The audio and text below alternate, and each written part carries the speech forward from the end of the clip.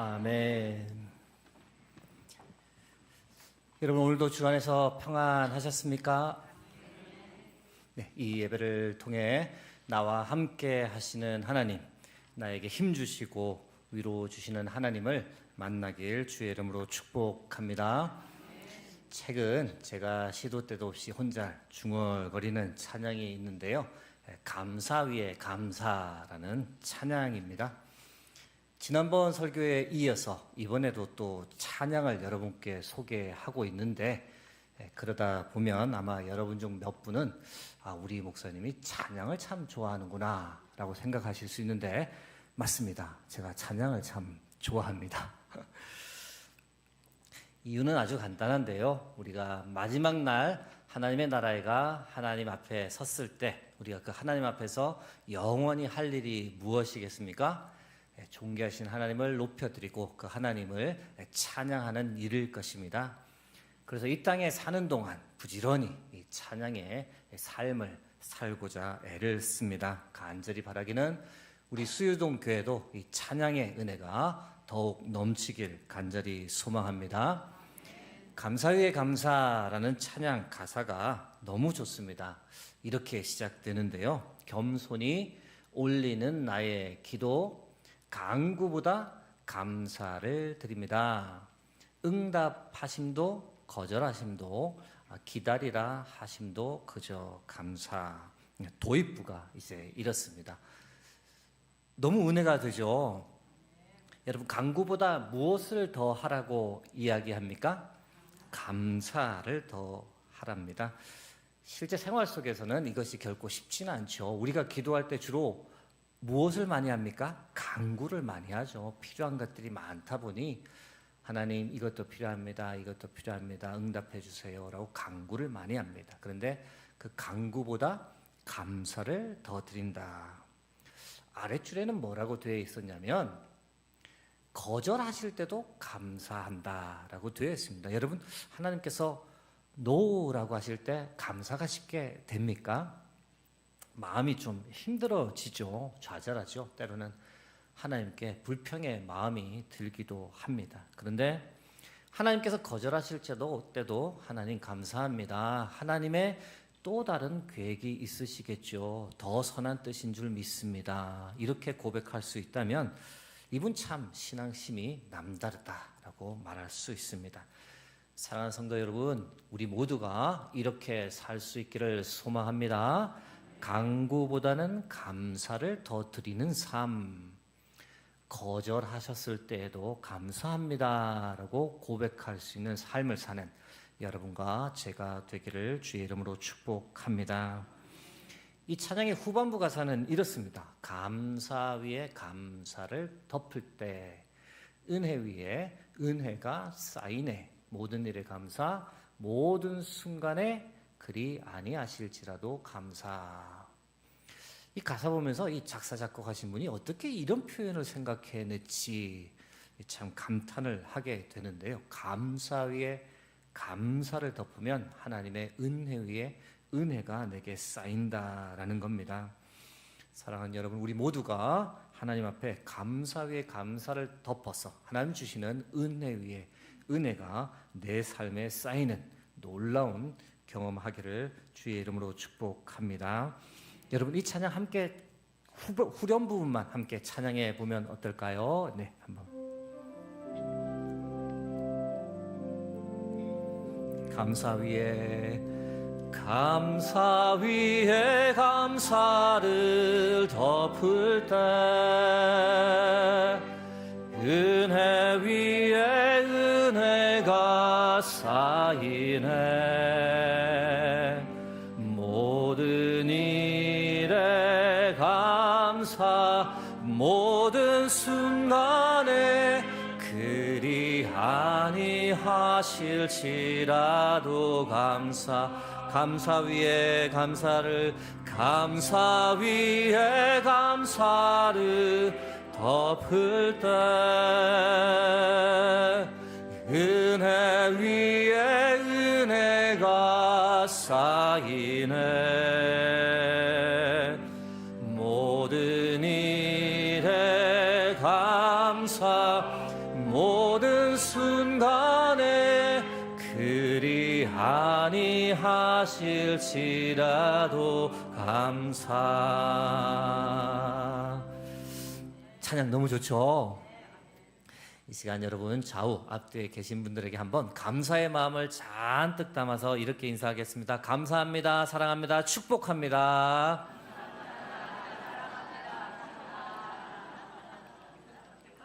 네, 오늘은 감사의 능력이라는 제하에 여러분과 말씀을 나누고자 합니다. 여러분, 감사하는 삶에는 능력이 있는 줄 믿으시기 바랍니다.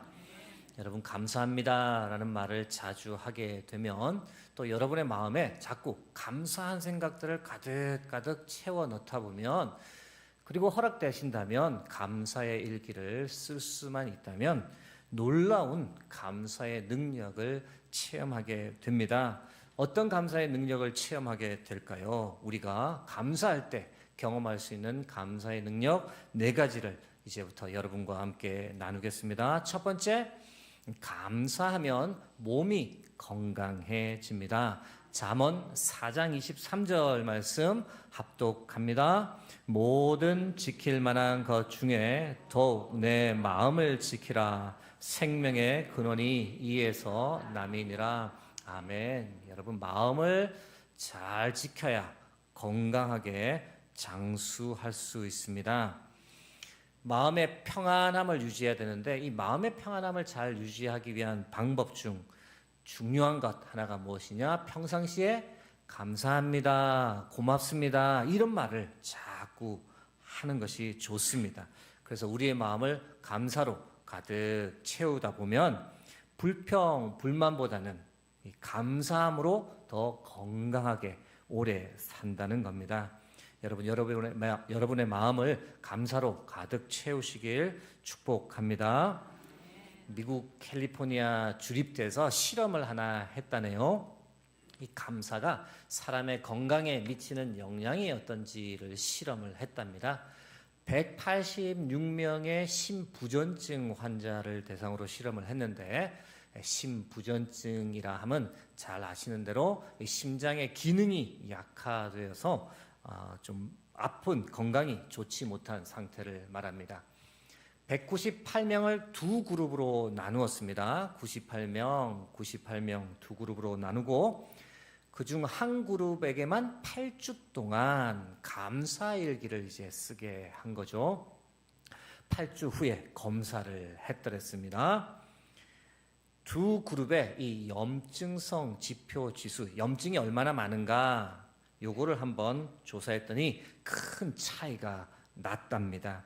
왼쪽에 보시면 감사일기를 쓴 환자들의 염증성 지표 지수가 감사일기를 쓰지 않은 일반 환자들보다 뚝 떨어져 있는 것을 보시게 되죠. 무슨 의미냐? 염증이 많이 없어졌다는 겁니다. 더 건강해졌다는 겁니다. 놀랍죠? 감사일기를 쓴 환자들이 의학적으로도 훨씬 더 건강해졌다는 겁니다. 이 실험을 진행했던 폴 밀스라는 교수님이 이 실험 후 결론을 이렇게 내었는데, 우리가 무엇을 감사하든 감사하는 마음 그 자체가 마법 같은 일을 가능하게 합니다. 감사 자체가 심신을 개선시켰습니다. 사랑하는 여러분, 여러분도 감사 위에 감사를 덮으며 살아갈 수 있기를 축복합니다. 감사를 많이 하면 우리 몸이 어떻게 반응을 하느냐? 도파민, 엔돌핀 같은 이 행복 호르몬이 많이 나옵니다. 그래서 심장 박동이나 혈압이 안정되고 근육이 이완되면서 잠을 더 잘 자게 되죠. 반대로 스트레스 호르몬 분비는 싹 줄여준다네요. 최대 23%까지 줄여준다고 하는데, 그렇게 되면 우울감이나 부정적 감정, 피로감이 감소되면서 몸이 건강해진답니다. 여러분, 이것이 바로 감사가 우리 몸에 미치는 이 과학적인 증거입니다. 여러분, 살아가시면서 감사합니다 라는 말을 더 자주 하시기 바랍니다. 큰 일이 아니어도요, 아주 사소한 일에도, 날씨에도 감사하고, 일용할 양식 주심에도 감사하고, 지금 교회 내가 올 수 있음에 감사하고, 찬양할 수 있음에 감사하고, 이렇게 자꾸 감사한 마음을 가지다 보면 더 건강해집니다. 마음에 불평불만 대신에 뭘로 더 채워야겠습니까?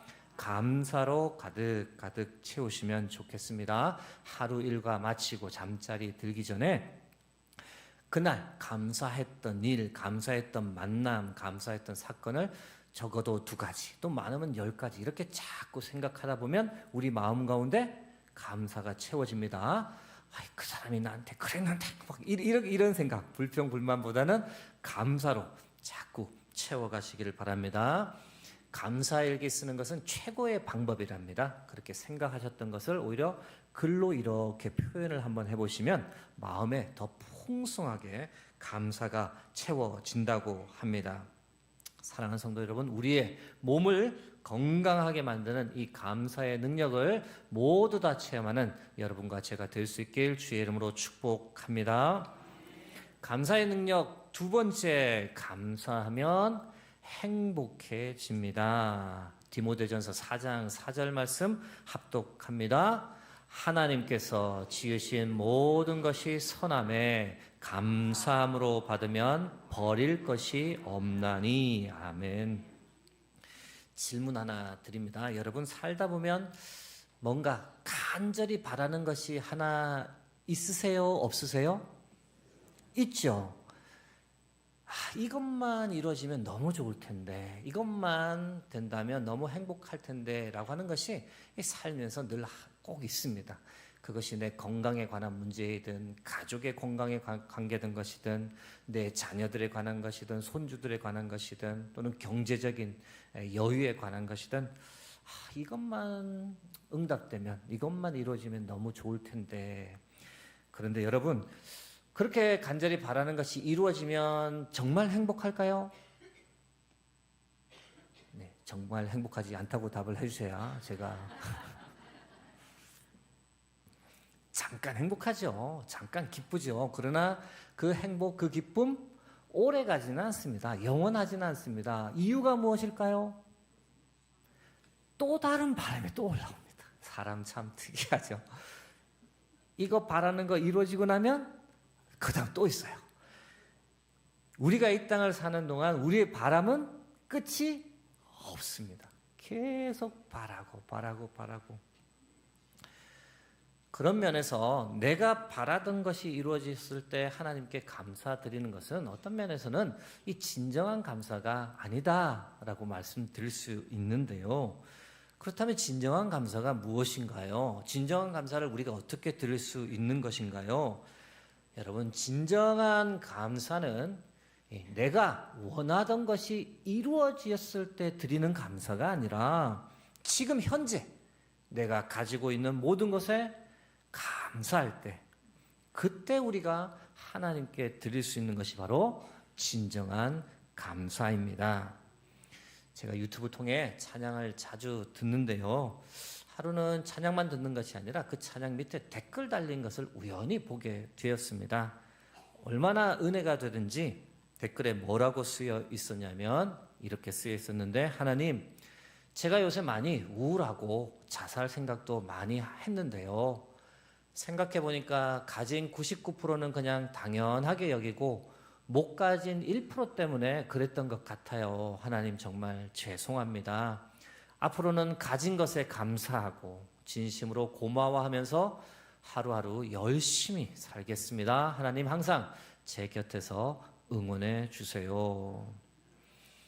은혜가 되는 나눔이죠. 솔직한 이야기죠.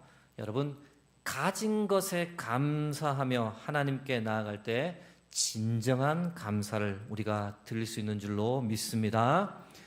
탈무드에는 이런 표현이 있습니다. 세상에서 가장 현명한 사람은 항상 배우는 사람이요, 세상에서 가장 강한 사람은 자기를 이기는 사람이요, 세상에서 가장 행복한 사람은 어떤 사람이라고요? 모든 일에 감사하는 사람이다. 여기서 말하는 모든 일에는 어떤 것까지 포함되겠습니까? 나에게 부족한 것도 감사할 수 있어야 한다는 겁니다. 넉넉할 때만 감사한 것이 아니라 힘들 때도 감사, 부족해도 감사, 심지어는 고통 중에서도 감사할 수 있다면 그것이 우리가 하나님께 드릴 수 있는 진정한 감사가 됩니다. 자막으로 문구 하나 준비해 보았는데요. 우리 함께 고백해 볼까요? 내게 주신 모든 것에 감사합니다. 나의 부족도 감사합니다. 나는 지금 행복합니다. 아멘. 감사의 능력 세 번째는 감사하면 성품과 관계가 좋아집니다.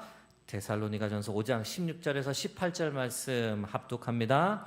항상 기뻐하라, 쉬지 말고 기도하라, 범사에 감사하라. 이것이 그리스도 예수 안에서 너희를 향하신 하나님의 뜻이니라. 아멘. 자꾸 성경 말씀 같이 봉독하자, 합독하자 하니까 힘드시지 않으세요? 지금쯤이면 이제 주무셔야 될 타이밍인데 자꾸 이게 건드려서 성경을 읽게 하네. 네. 천지 세무법인이란 회사가 있답니다. 그 대표가 박점식 대표인데요. 2010년부터 이분이 감사일기를 쓰기 시작했답니다. 쓰다 보니 그것이 너무 좋아서 직원들에게도 감사일기 한번 씁시다 했는데 직원들이 어떻게 반응했을까요?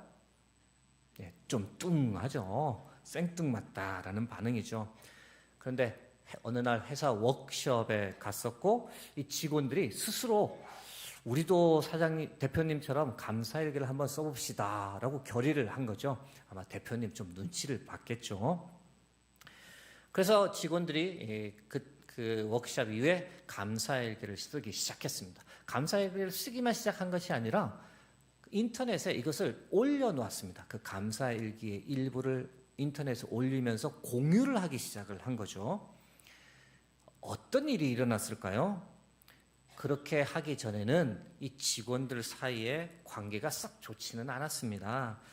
늘 이 참 미묘한 이 동료 간에 미묘한 마음의 벽이라는 게 있었죠. 겉으로는 허허 웃고 잘하시네요 라고 말은 하지만 서로 간에 이 해결하지 못한 마음의 벽이 늘 존재했던 겁니다.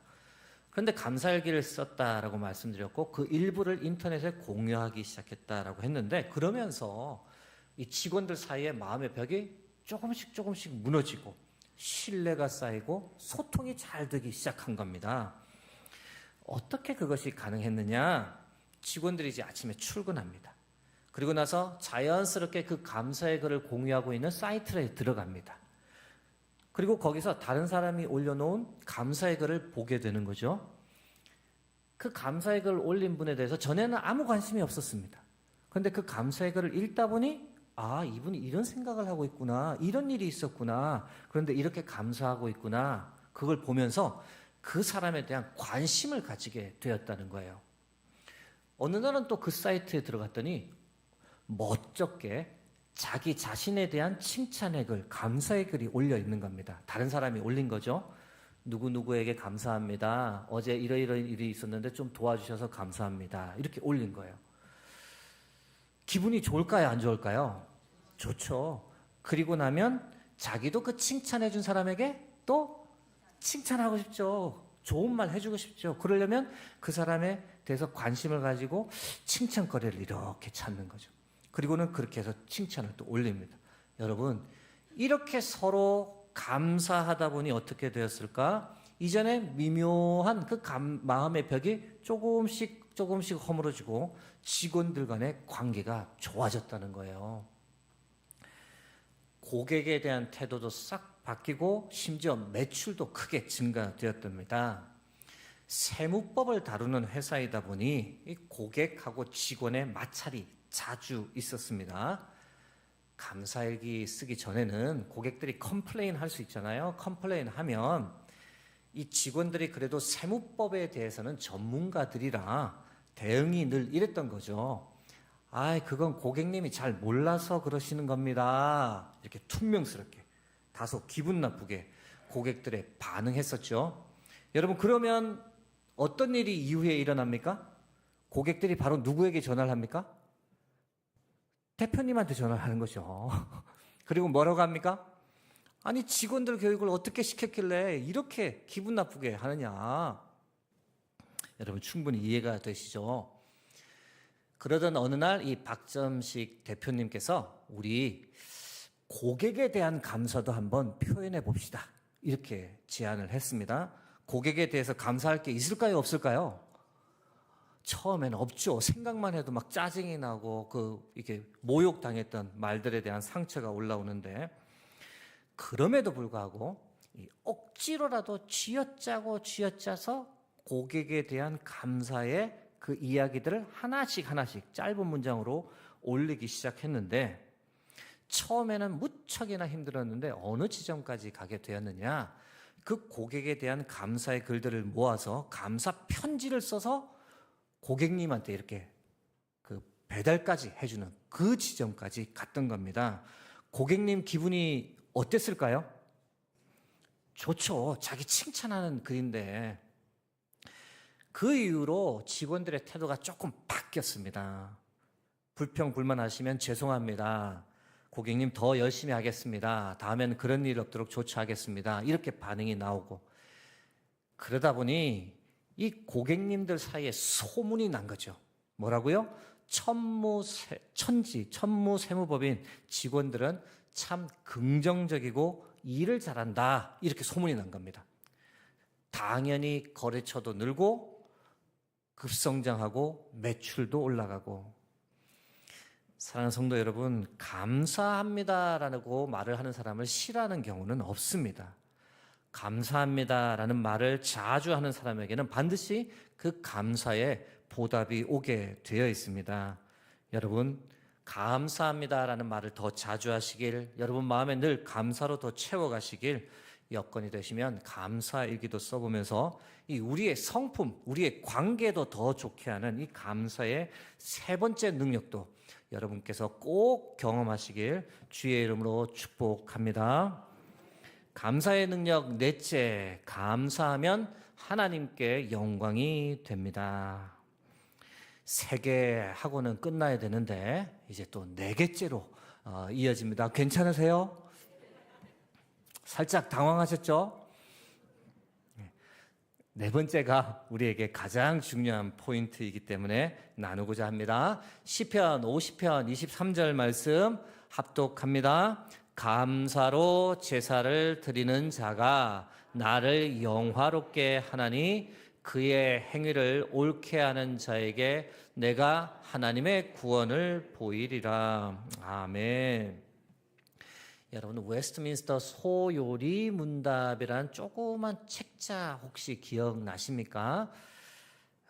다 아세요. 이게 왜냐하면 세례 전에, 입교 전에 받는 교육이기 때문에 다 한 번은 보셨는데 하도 옛날 일이라 좀 가물가물하실 겁니다. 이 소요리 문답의 첫 번째 질문이 무엇이냐면, 사람의 제일 되는 목적이 무엇입니까? 이렇게 질문이 되어 있습니다.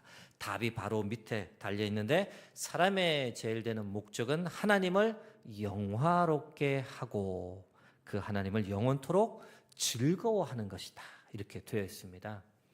사람의 제일 되는 목적이 무엇이라고요? 하나님을 영화롭게 쉽게 말씀드리면 하나님을 기쁘시게 하는 것이 우리의 제일 목적이라는 겁니다. 여러분, 우리가 어떻게 살면 하나님을 기쁘시게, 하나님을 영화롭게 하며 살 수 있습니까? 다양한 방법이 있는데 그 중에 하나가 무엇이냐? 바로 하나님께 늘 감사합니다. 하나님 감사합니다. 감사의 제사를 드릴 때 하나님께서 영광 받으신다. 하나님께서 기뻐하신다. 그것을 시편 50편 23절 말씀이 우리에게 알려줍니다. 사랑하는 여러분, 우리가 하나님께 나아갈 때 정말로 감사의 제사를 하나님께 늘 드릴 수 있길 소망합니다. 감사의 고백을 자주 하나님께 아뢰어야 합니다. 하나님, 오늘도 새날 새 호흡 주셔서 감사합니다. 나와 함께 하시고 인도해 주셔서 감사합니다. 믿음 주셔서 감사합니다. 귀하고 복된 수유동 교회에서 신앙생활 할 수 있도록 인도해 주셔서 감사합니다. 오늘도 좀 피곤하고 힘들지만 이렇게 예배에 나와서 예배 드릴 수 있도록 이끌어 주셔서 감사합니다. 고통과 환난 중에서도 감사할 수 있기를 간절히 바랍니다. 하나님, 지금 건강이 좋지 않지만 오늘 하루를 이렇게 허락해 주셔서 살아갈 수 있어서 감사합니다. 아픈 가족이 있어 병간호하느라 너무 힘들지만 오늘도 함께 할 수 있어 감사합니다. 경제적 어려움에도 불구하고 감사할 수 있기를 소망합니다. 하나님, 무화과 나무가 무성하지 못하고 포도나무에 열매가 없고 우리의 양이 없고 외양간에 소가 없을지라도 하나님, 그래도 오늘을 하나님과 동행할 수 있기에 감사 또 감사합니다. 사랑하는 성도 여러분, 우리가 이렇게 하나님께 감사의 고백을 드리며 감사의 제사를 드릴 때 하나님께서 큰 영광 받으실 줄 믿습니다. 그리고 제가 분명히 확신컨대 어떠한 어려움이 있더라도 어떤 공경의 상황에서도 이렇게 먼저 하나님께 감사의 제사를 드리고 나가면 하나님께서 그 자녀 결코 외면치 않으시고 채우시고 복 주시고 치유해 주실 줄로 믿습니다. 사랑하는 성도 여러분, 어떤 절망적인 상황 속에서도 감사할 수 있는, 그리고 그런 우리의 모습을 보면서 세상이 감탄할 수 있는, 그런 우리의 모습을 보면서 나도 예수 믿어야 되겠다라고 하는 고백을 할 수 있는 그런 은혜가 여러분과 저의 삶 속에 넘치기를 간절히 축복합니다. 이 시간 함께 감사 위에 감사, 함께 찬양 드리고 우리가 함께 기도했으면 좋겠습니다.